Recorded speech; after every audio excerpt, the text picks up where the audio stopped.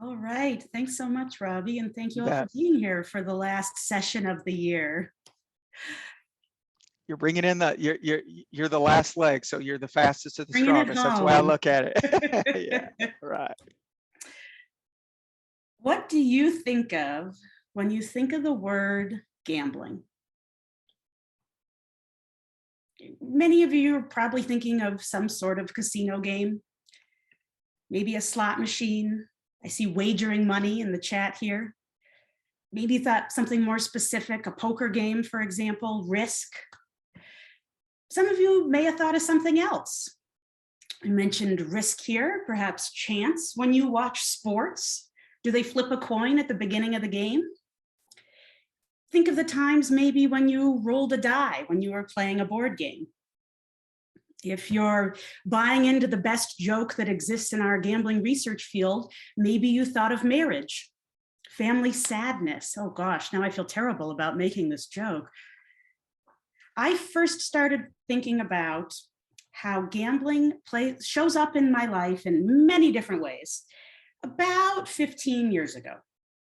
I was playing World of Warcraft at the time, and I was an enhancement shaman hanging out. I had these amazing fists of molten fury and these brand new shoulder plates. They had these flames rising out of them. And around that time, 15 years ago, there was a new feature released in the game. It was called the Mysterious Fortune Card. If you were a character that could create this mysterious fortune card, then you would be able to sell it to others who are in the game using the in-game money. So you could buy these unused cards from the game's auction house or from individuals. And the average purchase price for these mysterious fortune cards was about 150 gold. Now, for reference, if you didn't play World of Warcraft, the game money was silver and gold, and there were about 100 silver to 1 gold, like pennies to the dollar. And when you used a mysterious fortune card that you now owned, it read you your fortune. We wish you luck upon the next few days, the rest of your life, perhaps. And in addition to that fortune, it gave you some in-game money. And that in-game money ranged from just 10 silver to 5,000 gold. Well, this immediately piqued my interest. This wasn't a fortune teller, this was a lottery ticket. But then I stopped myself. I had immediately thought of this mysterious fortune card as gambling, but I spent my whole life thinking about gambling. My lens is clearly clouded by my job and my life. What might somebody else think of this mysterious fortune card? Do you think of this as gambling? And are there other instances of this in our lives? As it turns out, many of our most familiar activities, especially those that we think of as games, use elements of gambling. And depending on how you define gambling, you could make the case that you gamble in almost any decision that you make. But you all think about gambling differently than normally, I would say, the person sitting next to you, but here online, the person whose name is next to yours in the list of webinar attendees. You think about gambling differently than I do. And the nature and nurture that brought you to the point where you are today influences the lens through which you view the world. You think about gambling differently because you don't see things as they are, you see them as you are. And that's the theme that I want you to consider today. We're going to go through a myriad of different ways in which gambling and gaming have been intersecting with a particular focus on video games and esports. And when you sign off today, I hope that you'll walk away inspired to change the way you think about gambling and look at this through another lens, not just your own. So to get to that point, first we'll talk a little bit about this gambling and gaming thing. Then we'll talk about the different ways you define gambling in your own individual and social perspectives. After that, I'll talk a little bit about the legal side of things. How is gambling defined under the law, and why is that definition important? We'll then go through a few examples of this confluence of concepts in gambling and games and what that all means. And finally, before we get started, I really want to emphasize for those in the audience for whom gambling and/or gaming imagery is a trigger, there's quite a lot of that in this talk, and I do not want to be triggering harm. So if that is the case, I encourage you perhaps either to shut this off. You're welcome to listen to me still. If you want to sign off from the webinar, please feel free. I most certainly will not be insulted. So from social casino games to esports, virtual reality, in-game payments, now everybody's favorite buzzword, the metaverse, many familiar activities, especially those that have started really booming as we spend so much time at home, use elements of gambling and gaming. In what is still very much the most prolific current example in really global news, but also in the United States as well, loot boxes hit the news on a near daily basis, certainly in legislative and regulatory debates, as well as clearly being an important subject in our research and in the treatment space. The video games and esports industries have grown and continue to grow exponentially since about mid-March of last year, when we all started doing this from the comfort of our own homes. Esports quickly jumped the ranks at sportsbooks as popular events for betting. Even prior to the pandemic, video game live streaming became a viable career choice for some.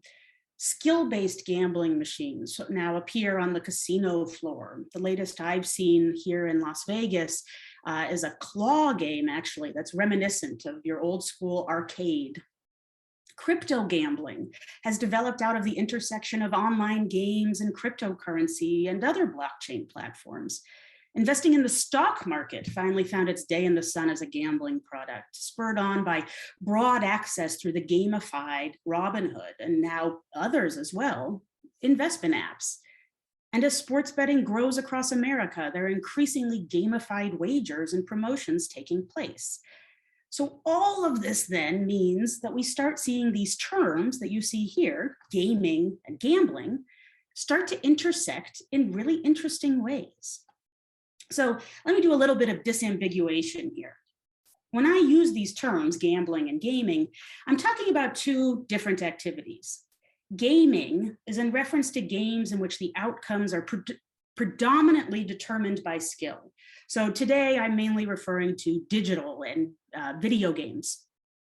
The second one here, gambling, is in reference to games in which outcomes are determined whether predominantly or entirely by chance. So things like betting, casino games, different card games or table games, slot machines, in which there's an opportunity to win something of value.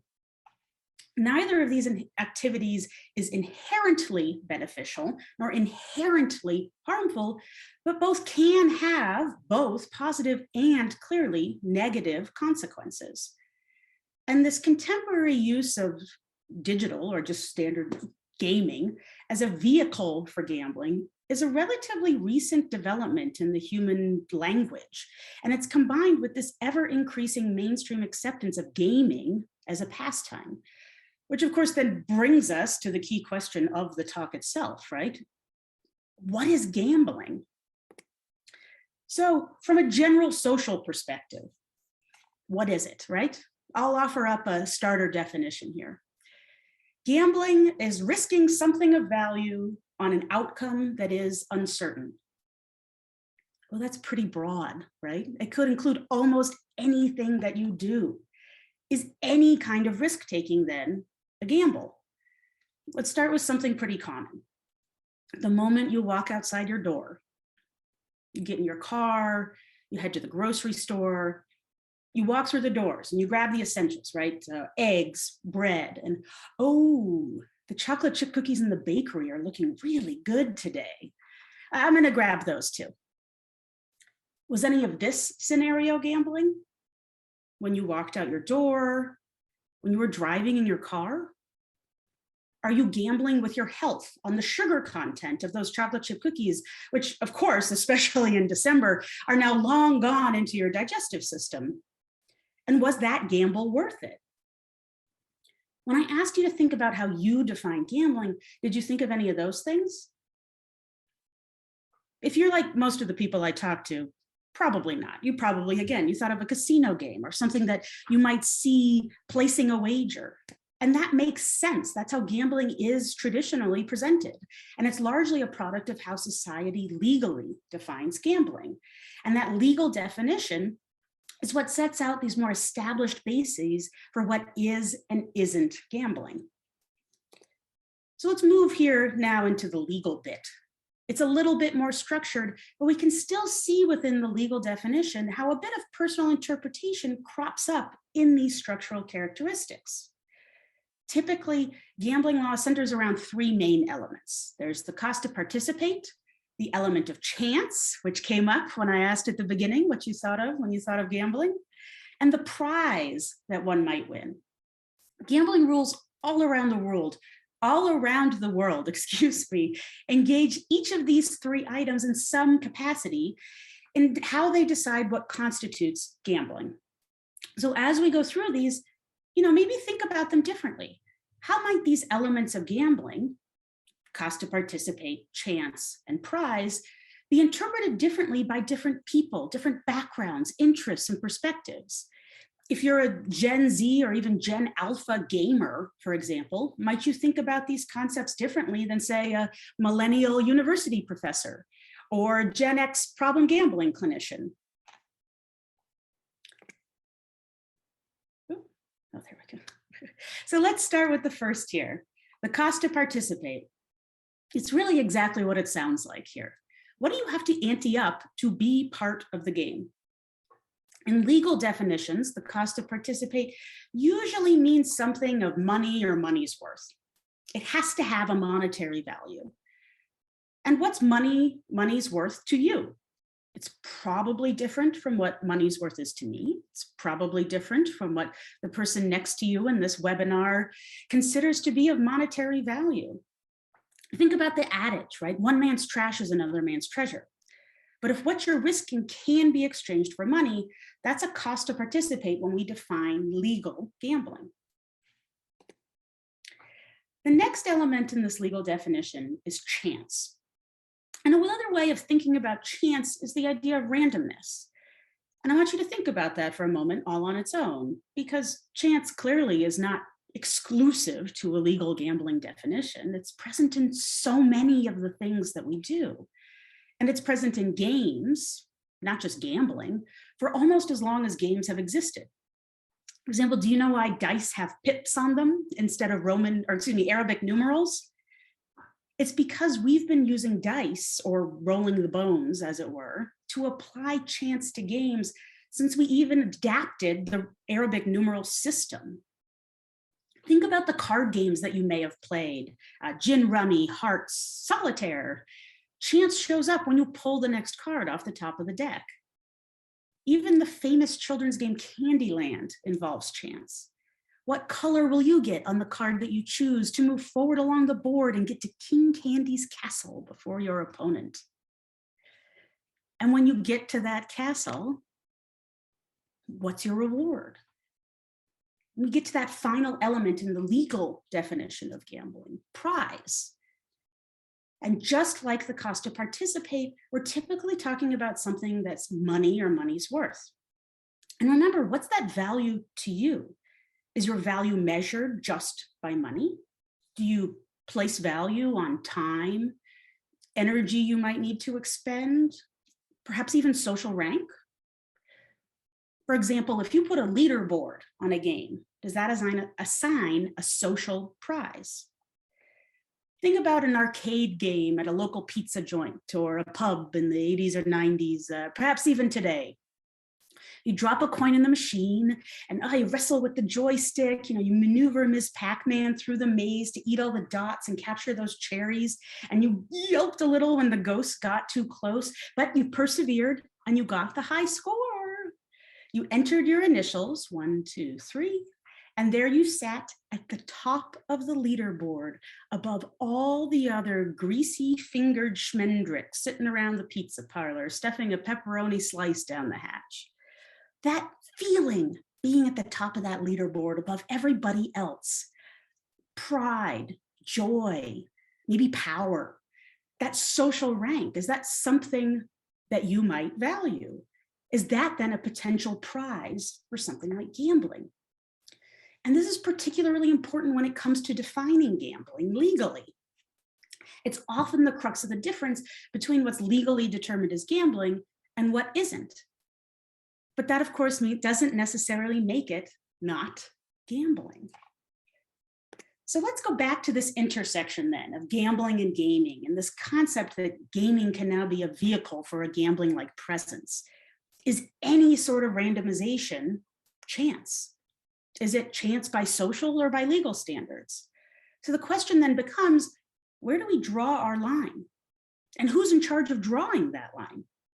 Because recall our Talmudic philosophical levity here, we don't see things as they are, we see them as we are.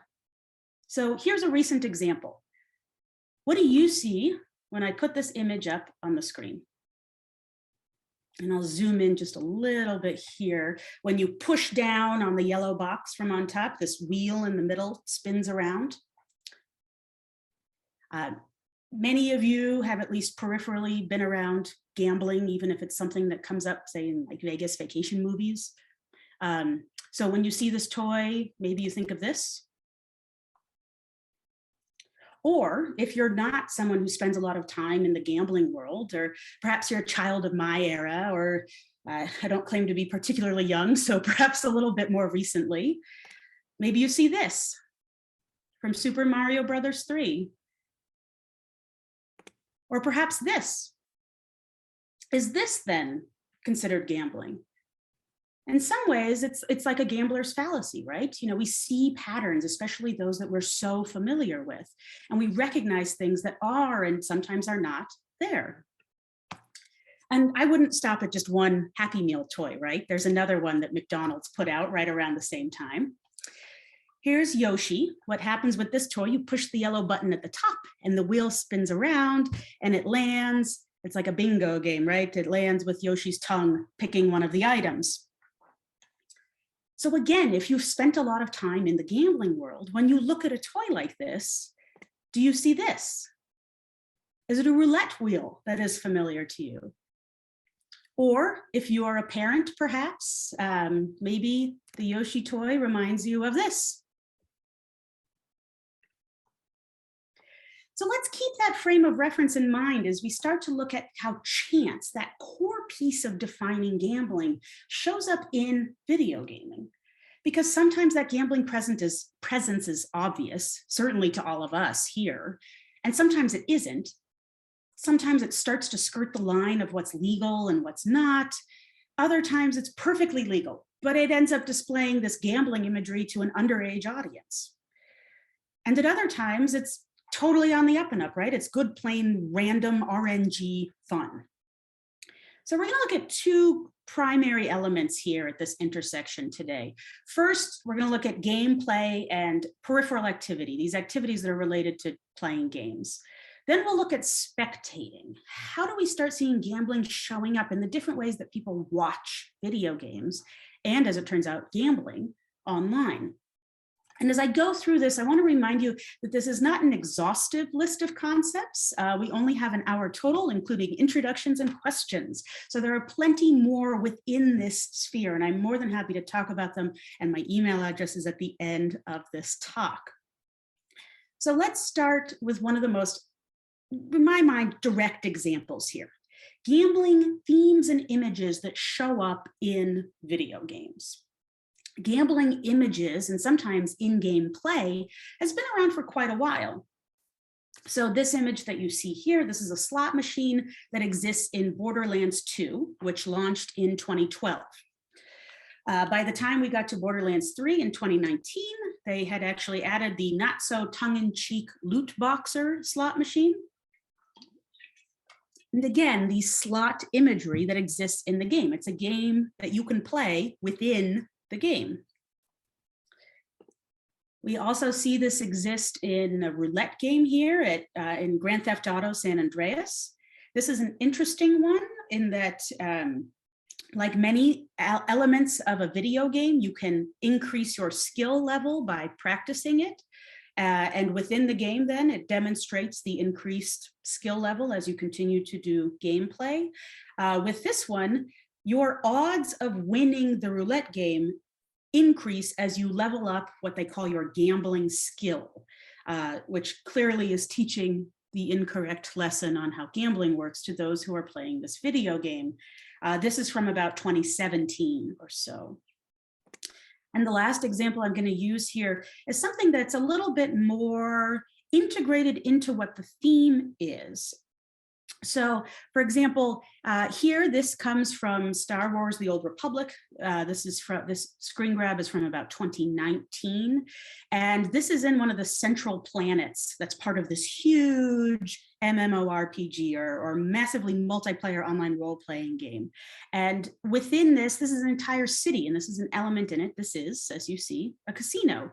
If you're on a very small screen, actually, like I am, I'm going to really point you in this direction here. You can see this NPC or non-player character hospitality droid who's actually the casino cashier, and you can sit down at this game and play. And the reason that I say that this is really more integrated into the theme and product itself is that when you think about gambling in Star Wars, that's been there really since the beginning. Han Solo won the Millennium Falcon in a bet from Lando Calrissian. So the idea of gambling is already there, and here it is now presenting itself within the broader scope of that video game. Next, I'm going to move on to, do we need to reload this? Oh, got it. Here we go. Okay. Oops.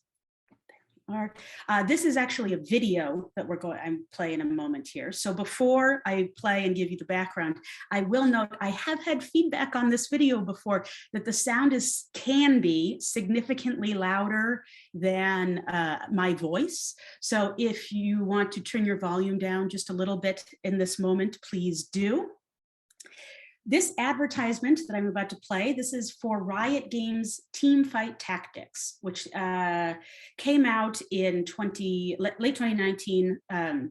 This is when they released the Galaxy set in 2020. This is an ad, as you might guess from the language on the screen, aimed at Korean gamers. It's also apparently aimed at millennial university professors' YouTube targeted ad spots, because that's how I found it. This is a video game. You can play it on your computer. And then this ad is actually for when they released a mobile client. So we can play now on our smartphones. There's all sorts of the normal aspect of video game play in this advertisement. There's strategy elements. There's cool colors and images, fun avatars. There's social interaction with the folks that you're competing against. And there is some chance in this game. You can roll with a random number generator to shop for champions for the team that you're playing. Oh, Professor, you might say, rolling with a random number generator, that's chance, right? Does that constitute gambling? And again, right, maybe. It depends how you define gambling. But look at the ways and the imagery that they use, especially toward the end of this advertisement, on how they view this RNG element or random number generator element. All right, so now I'm going to press play. If you haven't turned down your volume, please do now.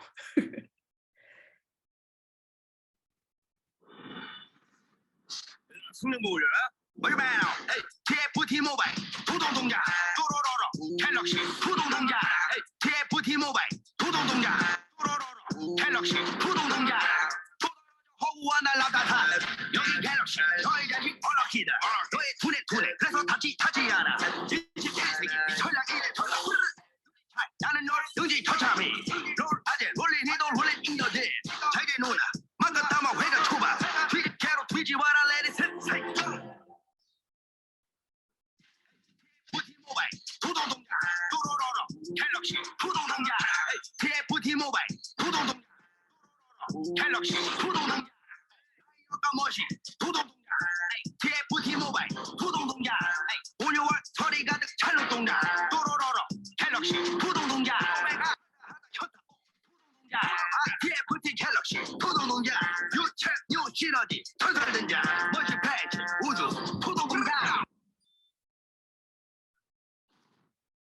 Global Legend 전략 게임 Ph.D 모바일 도동동자. Please also accept my apologies if that song ends up getting stuck in your head for a while. I can certainly empathize. But I do want to note two particular elements here. The first is when they identify getting unlucky, right? That's right at the beginning, when you've rolled poorly and you get unlucky.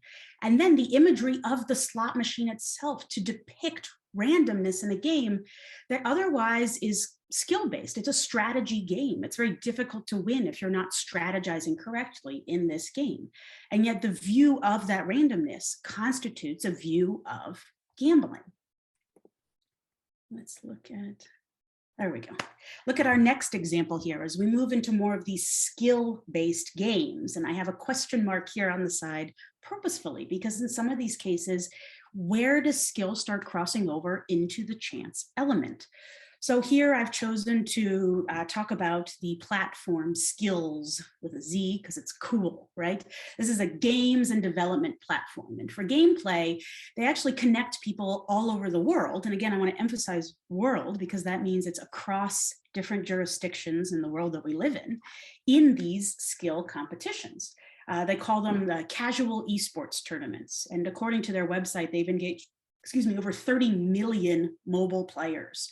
So when I say skill games here, I mean things like this, right? This is Who Wants to Be a Millionaire, well-known trivia game that goes back now, I can't believe I'm saying this, several decades. Right, it's a trivia game, and you might do this at the bar. Normally, I don't know if they're open in North Carolina right now. You answer questions, you get some points, you potentially win real money. And this is a skill game, clearly, you're answering trivia questions.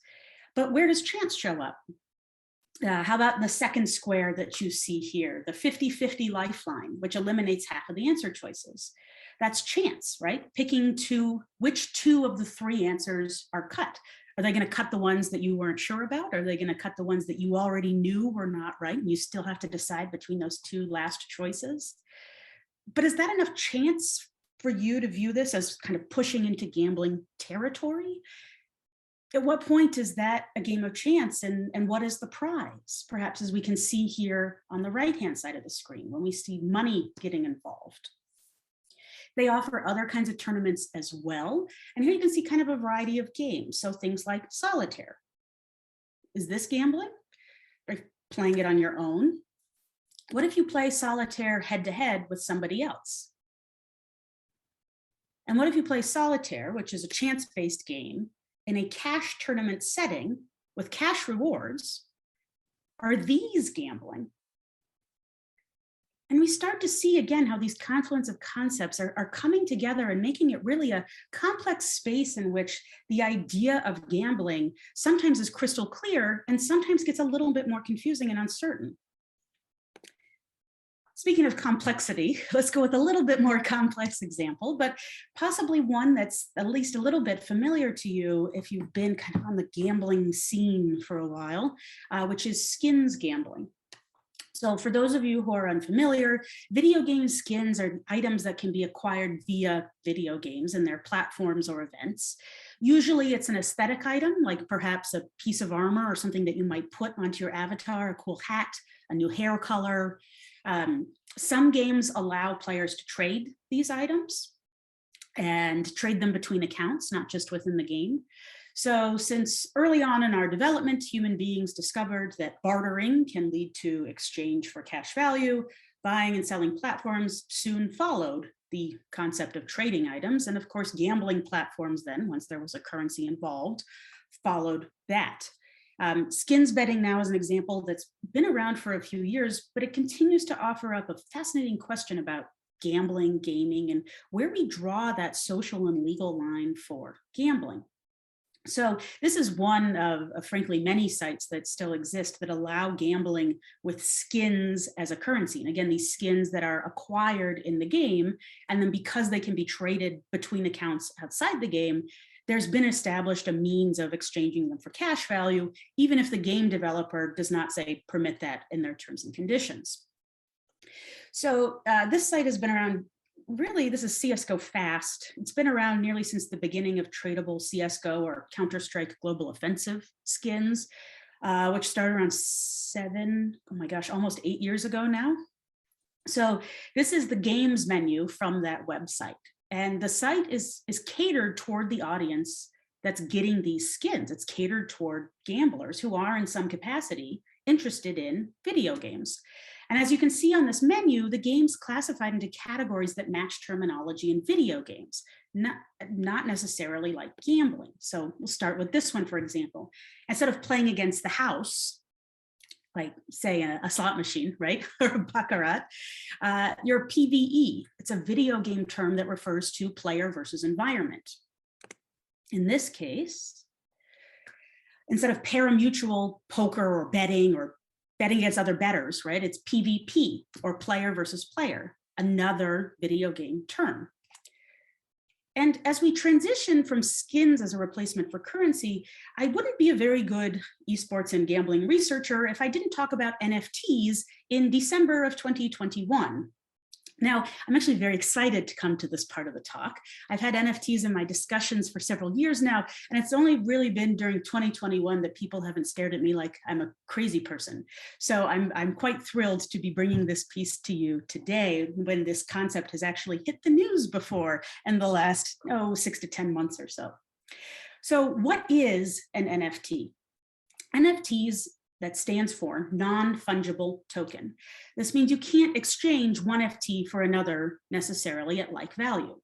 NFTs run on a blockchain network. So there's a digital ledger that records all transactions. This is like cryptocurrencies like Bitcoin.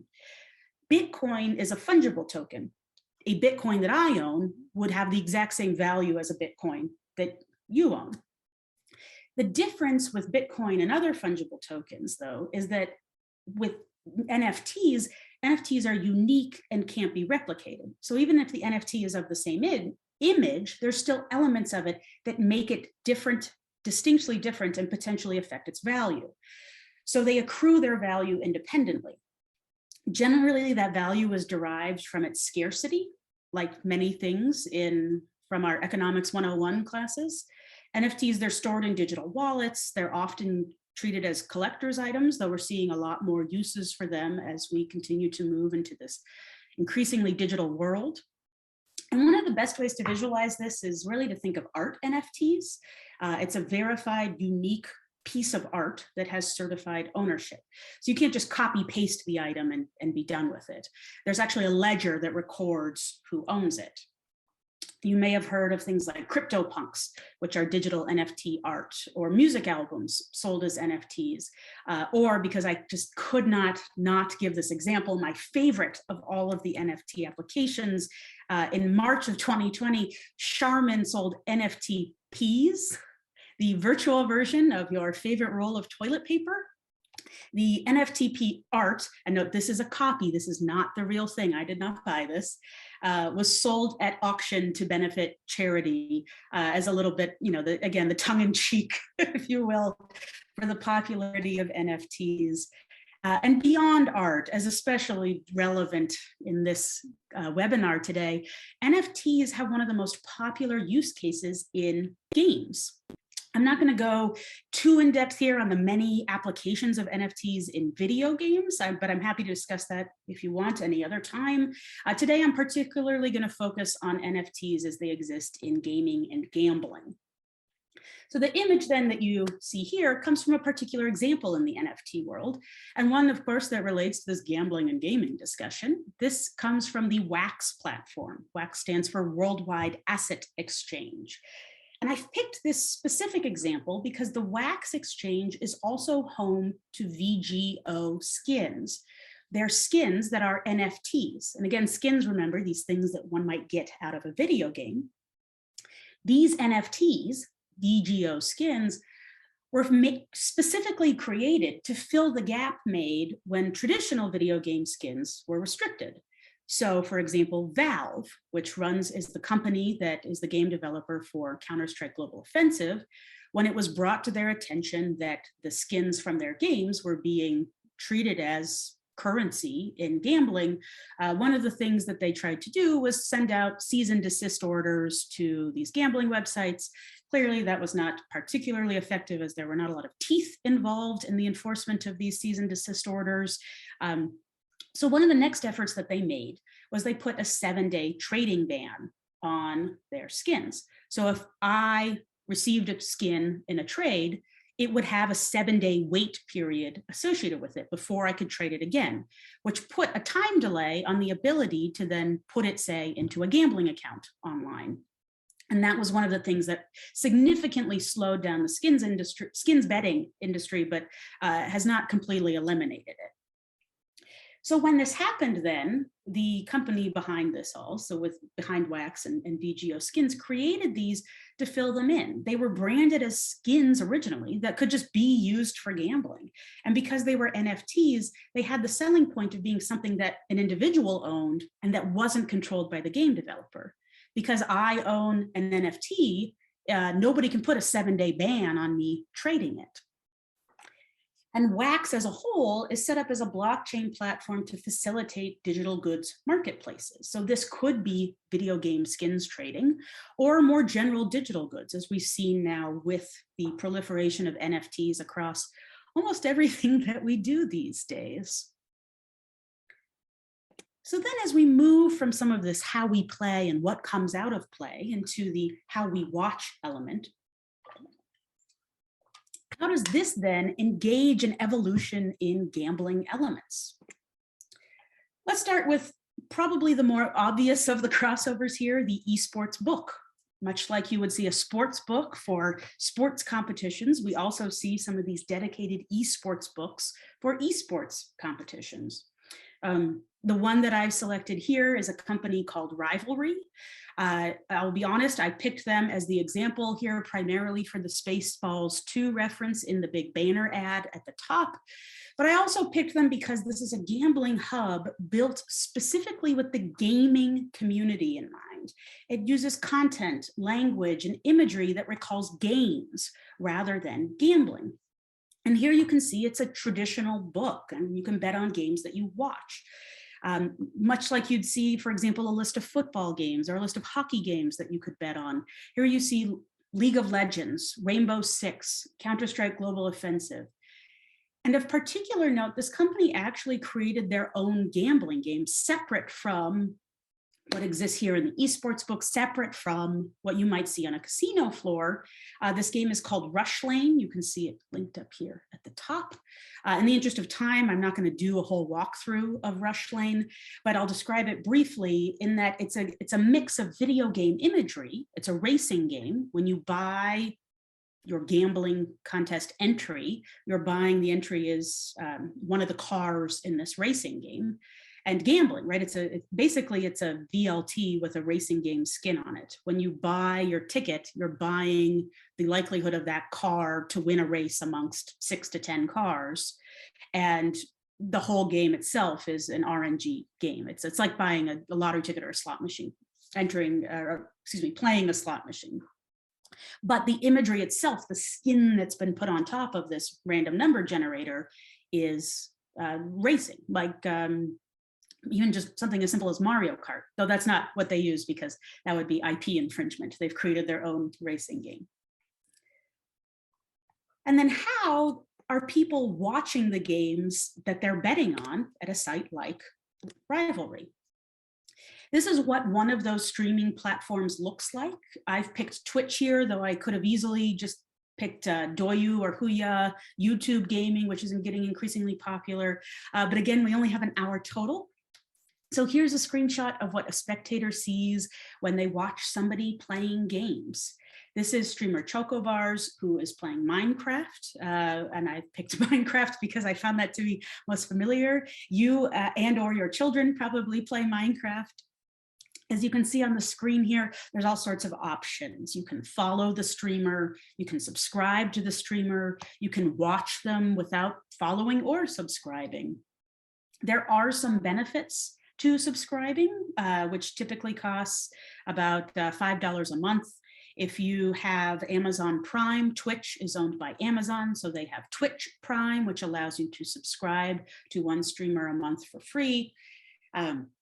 Some of the benefits that you might get out of subscribing include things like skipping the advertising that they might play. They, of course, are generating content. And so to get themselves funds for that content, they typically include advertising in some capacity.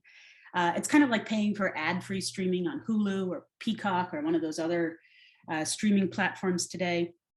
And as a subscriber, you also tend to have a little bit more interaction with the streamer. Maybe they'll read your name on stream. Maybe they'll answer your questions in the chat box that you see on the side here. Maybe they'll make it a subscriber only chat. So if you subscribe, you can chat, but if you don't, you can't participate in that interaction. And that chat box is really the core element of some of the means of gambling-like themes in these sorts of streaming platforms. So this example, and I'll admit this is a slightly older example at this point, it predates COVID, with an Apex Legends streamer. The streamer can set up tools to keep their viewers engaged. Remember, it's a human on the other side of a computer, and they can't always be just totally on. Let's say they stream for 6 to 10 hours, which is a totally normal range for a day. At some point, they have to get up for a break, right? Everybody has to pee at some point. So how do they keep people watching their stream while they're doing that? Or even just downtime between games, right? A new game has to load, and that can take a little bit of time. Think about, when we used to watch advertising all the time while watching television, right? An ad would come on, you just channel surf until you found something that you liked without an advertisement. And this is that same concept. So to do that, there are a lot of different add-ons and extensions that a streamer might be able to put on their stream to keep their audience engaged. And usually these are interactive tools. Some of them include gambling-esque commands. So for example, here's a fairly obvious one. Let's zoom in a little bit here. The chat command is !slot. So when I type that in and add this number, that's the amount I've wagered, the outcome is a little mechanism that looks like a slot reel outcome. And as you can see, we won. We wagered 2,529 points, and we won 50,580 points. And these points, they aren't worth anything of monetary value. I cannot take them, not only can I not take them outside of Twitch, I can't take them outside of this stream. They are connected specifically to this streamer. So they don't have any monetary worth, but they could be worth something socially. Perhaps giveaways, you can enter into a giveaway that might eventually have a prize or a raffle, some sort of award from the streamer. Maybe you get to pick the next song that's played on the stream. Maybe you get to join the streamer and play the next game with them. So there are potentially rewards or prizes at play here. So then is this gambling, right? It says slot, it's certainly gambling imagery, but these 50,000 points aren't, what are they worth, right? How am I then defining gambling? And here's something else that's still somewhat new from Twitch, the channel points predictions. So the streamer can set up a dichotomous outcome, like will I reach Grandmaster today? And two answers here, right? Yes or not likely. And you, the viewer, can put up a stake in the action. You can risk some of those channel points that you have that, again, don't have monetary value, but might have social value by picking one of these two outcomes. And as you can see from the number of people who bet on either side, you can see the odds that are being generated by this. It's basically like a pari-mutuel odds. The odds that you see here reflect the number of votes or bets that have been made here. And if you pick the correct prediction, you get a proportional share of the total points pool. So, and this is just, I think, perhaps another example of the not particularly healthy behaviors that might come out of this. Eating an entire pizza. Will I finish the whole pizza? Yes or no? Well, no way. If you win, you get a share of the points that were put into the pot. And if not, you don't. A dichotomous outcome here. So this is, again, it's one of those things where it's not necessarily clearly gambling, but it certainly could be. There's elements of a cost to participate. These channel points, how do you value those? There's chance. Will I finish the whole pizza? Well, I don't know how hungry the streamer is. It's possible they might finish it off. How big is it a Costco pizza? And then the prize, right? We see these channel points come out again. And as we dig further into Twitch here, and we're getting toward the end, there's a games space gambling concept that I'll say launched 1,000 screens, actually. This is quite the objection, certainly a little earlier this year. Twitch currently has around 150 channels that offer the live broadcast of real money slots. And the most popular of these regularly get around 100,000 views. These slot streaming channels really came to the forefront of popular gaming media in the past 6 to 9 months, with well-known streamers wagering huge sums of money. And other streamers started calling them out. They said the sites are sketchy and ethically ambiguous. I'm not even going to suggest that that was wrong, because I'm not necessarily sure it was wrong. One streamer even eventually ended his slots games play and went back to video games because he did a whole speech to his audience. He was worried that he was developing a gambling addiction, and he started to switch over because he was concerned about himself, and he apologized for exposing his audience, many of which included underage youth, to gambling. So these channels really pose some pretty serious questions about how we think about the spectating of real money gambling and understanding who's consuming or engaging with this particular content. And I want to, before I move on toward the end here, I want to identify actually something particularly interesting about this specific stream.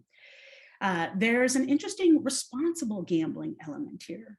Now, remember I talked about the commands that one could type into the chat box. Here's one that they advertised in the lower left corner of their broadcast, ! aware. It's a chat command.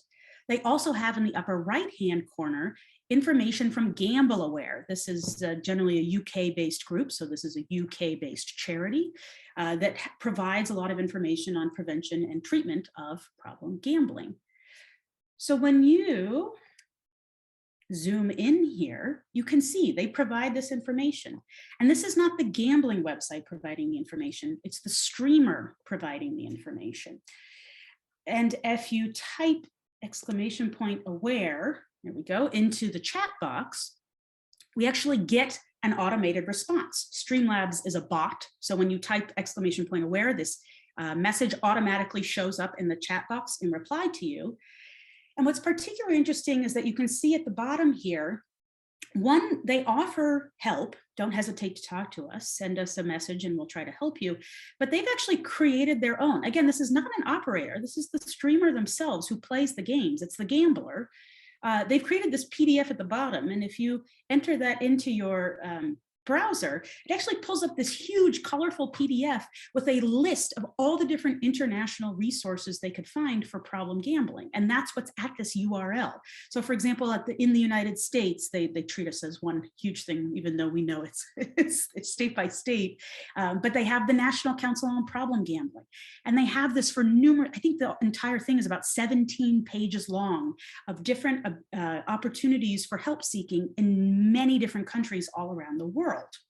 And that's what's at the URL here. So as we hurtle toward the end here, why does this even matter, right?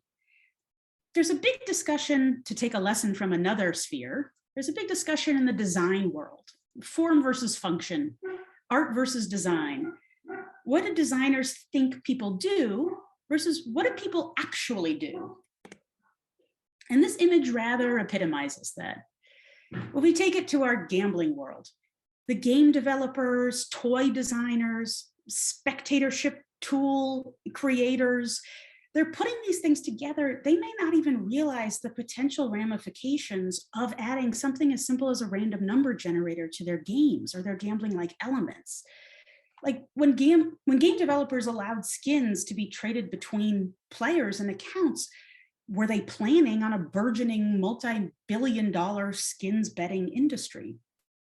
Likely, probably not, but it did happen. And there's washout and fallout, that comes from all of this that we then have to deal with. And how we define gambling really starts to come into play here. After all, human beings do take risks in their everyday lives. And at the same time, risky behavior, of course, has the potential to lead to problematic behavior. So how then do we do outreach and let people know where harm might exist in this world of opportunity and how to prevent that harm? Do we do it through the streamers? Do we do it through game developers? Do we do it through academics, through clinicians, through a Department of Public Health? When we think about what is and isn't gambling, we can't invoke these, what I'll call the now immortal words of US Supreme Court Justice Potter Stewart in describing his threshold test for pornography. I shall not today attempt to further define the kinds of material, but I know it when I see it. And that doesn't really work here. As we went through each of these gambling-esque images and actual gambling, what did you see? Was there always a cost to participate? Was there always chance involved? Was there always a prize to be won? And then we come back to the original question here. Is it gambling? And perhaps more importantly, is not necessarily just the legal use or the social use, but how does that definition of gambling matter for your use? And I will leave you with that. We have about 5 minutes left for questions. A big thank you to all of you for sitting through the past hour. I hope that at least piqued your interest in a few things and inspired some questions. Thank you, Dr. Abarbanel. That was great. I mean, I really loved how you, and I go back to the beginning of your talk. And one of the things I really love about my job is I get to hear great speakers like yourself. And you had a very unique perspective. And usually I can find that with a lot of the great speakers we work with. And I really loved how you positioned chance in the gambling presence and how it's tied to the definition. I think that's so important. And I speak from a clinician's perspective because, you know, of the work that I do, because it can open up, if you utilize that definition and you use that in psychoeducation with a client, that can open up some doors in their mind to say, hey, that is gambling. And risk is a part of my life, and risk does do something to me, you know. So I really loved how you positioned that. Thank you. It was a great talk. I guess I just wanted to share that with you before any questions come up here. So thank you very much. That was really great. And by the way, you got very granular, and thank you for doing that with with NFTs and some other things I believe myself and the audience here want to hear. I need to hear more of. I know, you know, working in this field. So thank you for not assuming that we all knew, myself, about NFTs and some other things. You explained it very well. So thank you. I'm so pleased. And like I said here, my email address is at the bottom here. Please email me if you have other questions or want to talk about any of these subjects. I think they're incredibly important. And I really think that the way that we think about gambling, it's so much of our everyday lives. And I think that when we start to think about it in that capacity, it really helps with how we think about it from all of our perspectives. You mentioned the clinician perspective. I talked to, for example, different industry folks who try to think about this in different ways too. And it's such a core part of everything we do in life. Yeah, thank you. And we are opening up for questions here, as we've got just a couple of minutes while we have Dr. Abarbanel here from UNLV. If you have any questions or any comments, you're getting some great complimentary comments. So, Thank you. and you know, it's important too. I liked how you talked about perhaps, and I don't know what the right term is here, how this can perhaps shade for maybe a client. Again, I'm coming from a social worker's perspective here on how it can help. I'm thinking, how can this help my clients? But how you positioned, you know, even a little bit of risk perhaps could, the way I'm thinking of it, trigger someone as we see this as almost a process addiction. I heard Dr. Tim Fong talk about this a little bit perhaps before. So you talked a little bit about that. Now, although it might not say gambling and it looks exactly like gambling, there might be an element there. You were touching on that too, right? So yeah, I think so. And it's a very difficult line to walk because it's not really a line. It really depends on where you are and how you've been conditioned to view different things. And when I say conditioned, I don't necessarily even mean a bad thing, right? Many of us grow up in very different cultures, and we approach risk very differently depending on where we are and what we're used to. So, for example, the Mario example at the beginning, right? When this game came out, I remember I was talking to Keith White at NCPG, and NCPG was very upset, right? This looks like a slot machine. And I don't disagree. I think it looks like a Right. slot machine too. But I'm a Mario kid. And so my first thought was not slot machine. My first thought was that last image, right? Punching to get the coins out. And so it's really very much kind of a, what do we see here? And what is that then demonstrating to those who are consuming it? If this isn't a kid's meal, is a kid going to think of this as a slot game? And entirely possible the answer is yes. It's also entirely possible the answer is no, but it's certainly the thing that we need to be aware of, so that when that sort of thing is presented, we can talk to people about it and kind of figure out, okay, well, where do we want to draw the line? Is it a line? Right. This kind of nebulous gray space that we wander through our huge nebulous gray space that we all exist within. Yeah, thank you. And working within this addiction disorder, or we can call them problematic behaviors if there's not a diagnosable condition. Mhm. It is, what do you call that? Because it's so present. And it's so fun too, I've got to say, so it's so present in today's world with young adults, older adults. It doesn't discriminate, these games, Mhm. on our generations and populations. And thank you, Lynn. Lynn said gaming as a gateway to gambling, not just as a trigger, but perhaps could that be? And thank you for talking on that as well. We talk a lot about that in our Sure Bet, which is our series of training workshops we do for North Carolina. Well, I touch on it, but I love hearing from a specialist like you, Brett. That was a really great, unique perspective. So thank you. I know I learned a lot, and I might reach out to you offline because I've got a couple of young adults right now that I'm seeing that, but thank you for showing that, because, in a practice too, when we're working in this world, we want to kind of protect our folks too with preventive measures or things to look out for their own self-awareness. So you covered some stuff that was really eye-opening. Yeah. Yeah, I agree. I think there's so many, this is just this incredible world of opportunity. And yet we really have struggled to convey, not just with ourselves, right, but with users as well, where the sort of risk exists, and where, for example, as Lynn wrote here, right, what's a gateway to gambling, and do you need to control what you're doing, or reach out, right, getting assistance with this to provide that kind of information to those who need it, right? So again, whether it's through this, I think the streamers have an incredibly valuable role to play, and I don't think that we've used them enough, but I think that's its own talk. So yeah, I know others might have to run off to lunch here. So no, that's okay. Well, thank you again, Dr. Abarbanel, and we hope to have you on again. I really loved hearing you, and I'm glad we got to, and it was very informative, and I hope everybody can use this information in their practices and in their teachings and whatever line of work they do. So, hey, listen, everyone, happy holiday. It's been a great year, and I'm so glad we're able to end with you, Brett. So thank you very much. And again, I hope we get the opportunity to work with you in the future, and you're getting some great compliments there via the chat. So thank you all very much. Okay. Happy holidays. Yes, happy holidays, everyone. Thank you very much. See you.